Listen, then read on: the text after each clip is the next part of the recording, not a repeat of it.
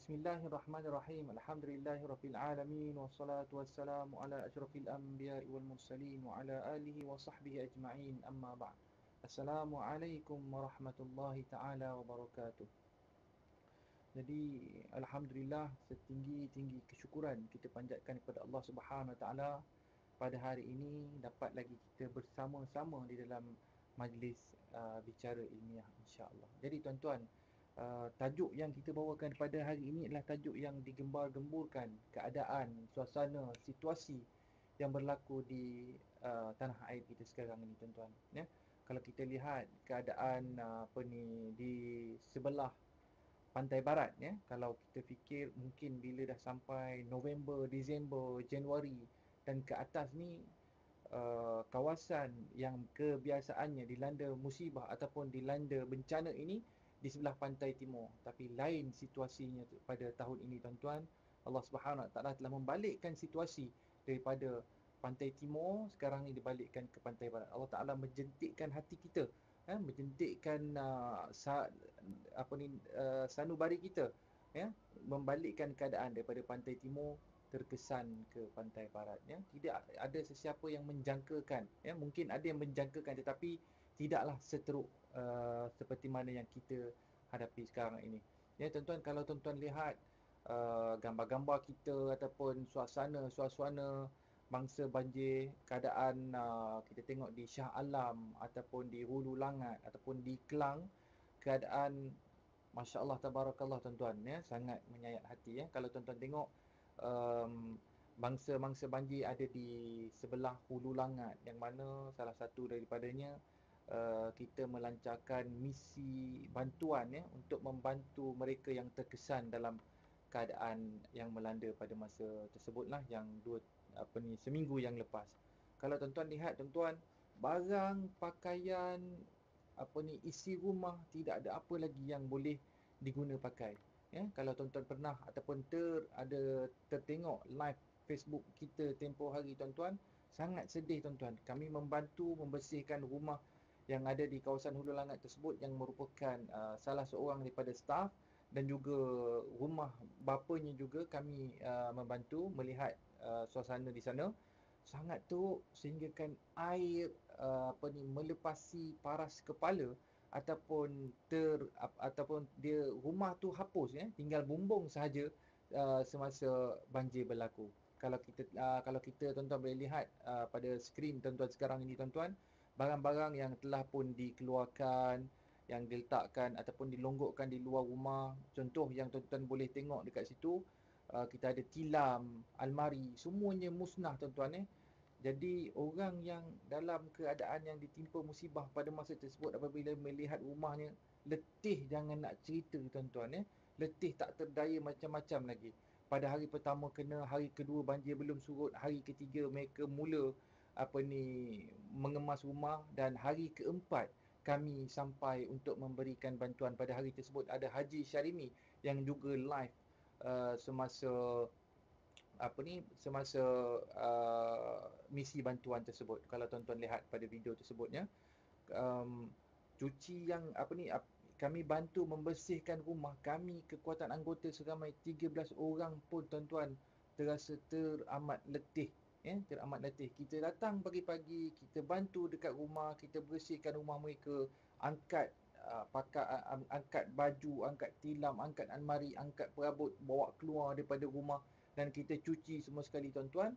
Dah selesai, kita balik ke rumah, kita tidur, kita rehat, alhamdulillah. Tetapi tuan rumah, tuan-tuan, ya, melihat rumah mereka, alhamdulillah, dah suci, dah bersih, adalah tempat untuk meletakkan badan, adalah tempat untuk berehat, tetapi tilam semua tak ada, tuan-tuan. Kami balik, kami berehat, alhamdulillah, tidur dengan nyenyaknya. Keesokan paginya bangun dan terus pergi bekerja. Mereka pada malam tersebut untuk mencarikan lapik tempat tidur pun mungkin tidak ada, tuan-tuan. Bantal semua kami buang, ataupun tuan rumah bagi tahu, kata suruh buang bantal-bantal tersebut sebab memang dah tak boleh pakai.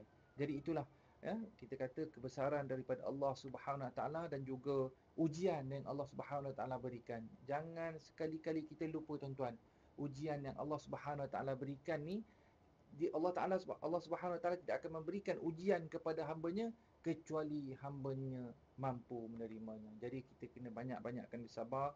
Andai ada anggota keluarga kita ataupun adik-beradik kita yang dilanda musibah, kita sama-sama turun dan sama-sama kita memberi semangat kepada mereka supaya mereka ini dalam keadaan yang rasa secure ataupun sentiasa memikirkan ataupun sentiasa bertanggapan bahawa ada orang yang bersama-sama dengan mereka. Semangat perlu disuntikkan kepada mereka, tuan-tuan. Jadi pada hari ini kita nak berbicara sedikit berkenaan dengan mangsa banjir. Kita tengok banyak mangsa-mangsa yang terjejas, kereta semua dah ditenggelami banjir, dah ditenggelami lumpur, habis. Kita tengok kereta-kereta gambar di Facebook ataupun di Instagram, even di TikTok sekalipun, even di YouTube sekalipun, banyak gambar-gambar ini telah pun telah pun keluar berada di media massa ataupun di media prima. Kalau tuan-tuan tengok, sangat-sangat kesian.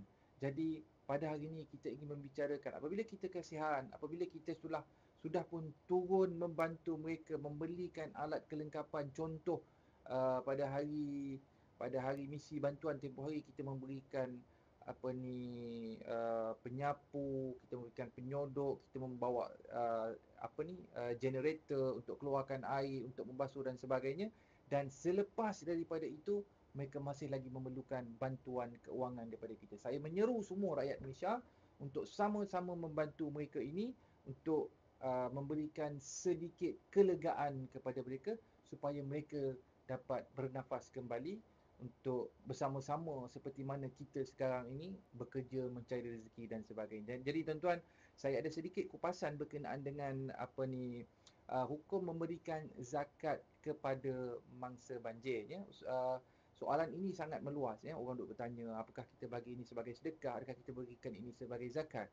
Tetapi ada satu ayat di dalam ayat Quran yang menerangkan berkenaan dengan orang-orang yang boleh menerima zakat, Ayat Al-Quran itu yang dalam surah Al-Taubah ayat 60, yang berbunyi ayat tersebut, innamas sadaqatu lil fuqara'i wal masakin, satu, okey, wal 'amilina 'alaiha, dua, wal mu'allafati qulubuhum wa fir riqabi wal gharimin wa fi sabilillahi wa ibnis sabil fariidatan minallah wallahu alimun hakim. Saya sebutkan tadi dua.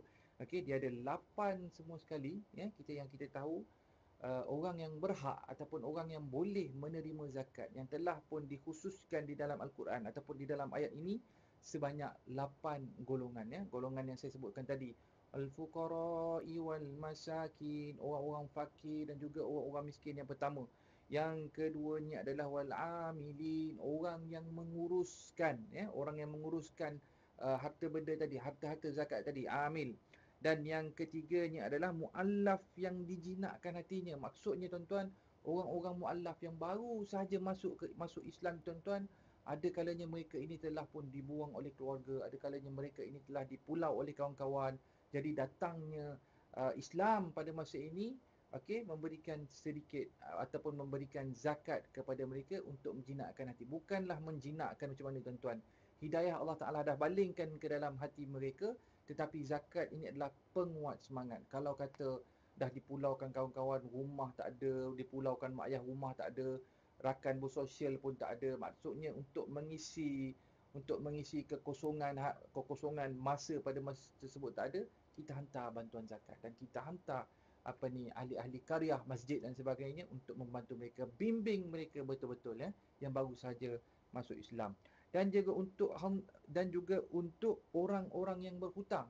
Orang-orang yang berhutang ini, tuan-tuan, maksudnya dia dah memang tidak ada duit langsung. Orang yang dalam keadaan yang tidak berkemampuan untuk membayar hutang, jadi keluarkan majlis majlis yang tertentu tersebut yang memegang wang Baitul Mal tadi boleh mengeluarkan zakat kepada golongan orang yang berhutang. Dan yang seterusnya adalah untuk dibelanjakan di jalan Allah. Banyak, tuan-tuan, umum untuk dibelanjakan di jalan Allah ni. Salah satu daripadanya adalah mereka yang keluar untuk belajar.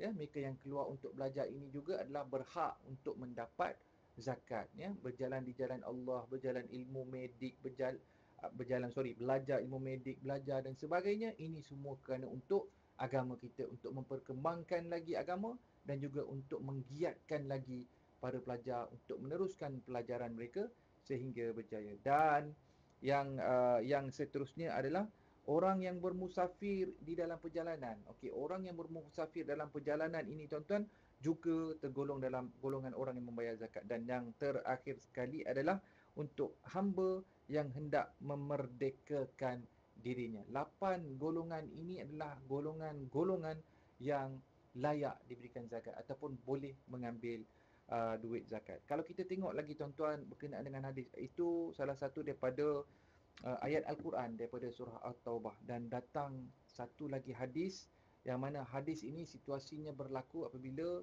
Qabisah bin Mukharis Al-Hilali ada berhiwar ataupun bercakap dengan Rasulullah SAW, dan Rasulullah berkata kepada dia, mafhum hadis tersebut, terdapat 3 golongan yang boleh diberikan pertolongan ataupun diberikan zakat ataupun dibenarkan untuk meminta-minta. 3 golongan ini tuan-tuan, yang mana golongan yang pertama adalah lelaki yang menanggung beban, maka halal baginya meminta sehingga menyelesaikannya dan menyimpankannya. Orang yang menanggung beban, dan juga ada di dalam rujukan kitab-kitab berkenaan dengan orang yang menanggung beban ni tuan-tuan, termasuk adalah orang yang ditimpa bencana seperti mana yang dihadapi oleh keluarga-keluarga terdekat saudara se-Islam kita sekarang ni, ataupun kawan-kawan kita yang berbangsa lain tadi yang ditimpa musibah ini, termasuk juga mereka. Tetapi zakat ini diberikan kepada mereka yang berkeperluan, yang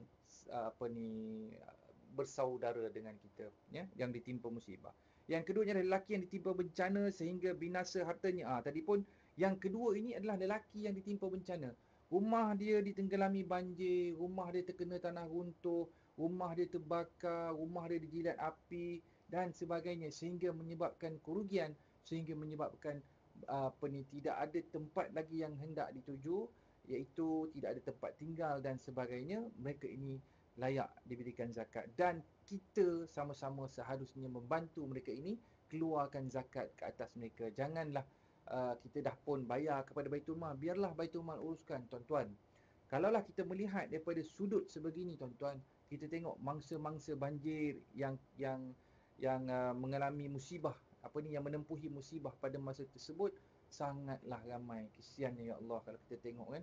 Kalau kita tunggu bantuan daripada daripada kerajaan yang sampai, mungkin terlalu ramai mereka yang terjejas ini, tuan-tuan, bantuan banyak yang tidak sampai. Jadi oleh kerana itu, kita kawan-kawan yang ada di sekitar, bermula dengan anak beranak kita sendiri dulu, jiran tetangga kita sendiri dulu. Kalau ada yang perlu ditolong, kita tolong bantu, bagi sedikit kewangan ataupun bagilah makanan-makanan asas, bagi beras, bagi gas, bagi tempat masak dan sebagainya, andai kata mereka yang sangat memerlukan. Dan seterusnya barulah rakan-rakan sekerja, rakan kawan-kawan yang berada di tempat kerja ni boleh kita bantu. Bukan boleh, haruslah kita bantu, memberi sedikit nafas kepada mereka untuk mereka bernyawa, apabila mereka dalam keadaan yang tidak ada tempat yang hendak dituju, rasa macam dunia semakin kelam, makin gelap, dengan rumah dah rosak, kereta dah hilang tak entah ke mana, tanaman dah hancur, ayam dengan reban-reban sekali pun dah dihanyutkan oleh banjir. Perkara-perkara ni berlaku, tuan-tuan. Even ada yang rumah pun dihanyutkan oleh banjir pun ada, tuan-tuan. Yang mana keadaan-keadaan yang kita lihat, seperti mana gambar yang saya tunjukkan di dalam sesi ini, tuan-tuan boleh tengok keadaan tu sangat-sangat kesian. Okey. Dan yang terakhir sekali, yang ketiga adalah lelaki yang ditimpa kefakiran, dan apabila dia ditimpa kefakiran, ditimpa kemiskinan, dan datangnya 3 orang yang berakal, dan 3 orang ini adalah orang yang bermaruah, sihat akal fikirannya dan keadaan segar tubuh badannya, dari kalangannya, iaitu daripada keluarganya, rakan-rakan karibnya dan sebagainya, yang menyatakan bahawa orang ini telah pun ditimpa kefakiran. Ni golongan yang ketiga ni, tuan-tuan. Maka sehinggalah kita layak memberi, ataupun mereka ini adalah tergolong di kalangan orang yang layak untuk meminta-minta, digolongkan dalam orang yang layak meminta-minta, sehinggalah selesai keperluan hidup mereka. ya, keperluan hidup mereka. Apa dia keperluan hidup mereka? Makan, minum, tempat tinggal. Kalau mereka kata perlu pergi bekerja, seandainya itu adalah salah satu daripada keperluan hidup mereka untuk meneruskan kehidupan, kena bagi, wajib kena bagi, wajib kita tolong tuan-tuan, ya. Dan seandainya mereka tidaklah tergolong daripada 3 golongan ini, maka yang mereka meminta-minta itu, okey, yang meminta-minta itu selain daripada 3 golongan ini, hukumnya adalah haram, dan memakannya juga adalah haram. Al halalu bayyin wal haramu bayyin. Tuan-tuan, yang halal itu jelas dan yang haram itu jelas. Janganlah kita termasuk daripada 3 golongan ini. Jangan kita termasuk di kalangan orang-orang yang mengambil kesempatan dalam keadaan situasi banjir yang melanda negara kita pada hari ini, ya. Jauhkan diri kita daripada golongan ini, tuan-tuan, insya-Allah. Dan ada satu lagi yang mana nyatakan oleh seorang al-ulama juga yang diberikan nama sebagai Mujahid, yang menyatakan daripada um, apa dikatakan sebagai zakat bagi al-gharimin, ya, zakat daripada al-gharimin ni untuk diberikan kepada al-gharimin ni, tuan-tuan, um, boleh dikategorikan sebagai al-gharimin ini ada 3 juga.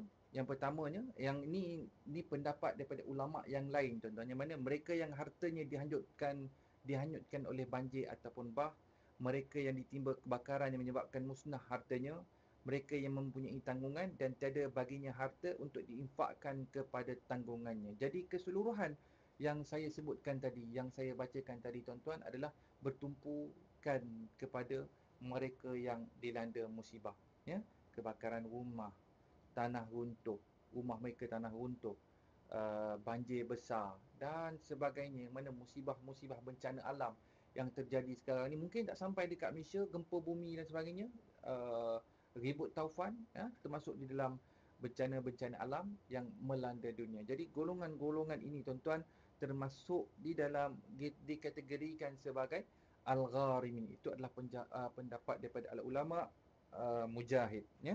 Yang mana golongan-golongan ini, tuan-tuan, harus dibantu, kita hulurkan sedikit untuk meringankan beban mereka. Kita minta anak-anak lelaki kita, kalau ada anak lelaki syabab, anak lelaki rijal, lelaki yang kuat, gagah perkasa, yang orang kata apa, muda, orang lelaki muda ni, untuk membantu jiran-jiran tetangga, membantu rakan-rakan kita yang terjejas. Dan yang penting sekali, tuan-tuan, jangan kita lupa, jangan kita alpa, pandemik masih lagi belum habis.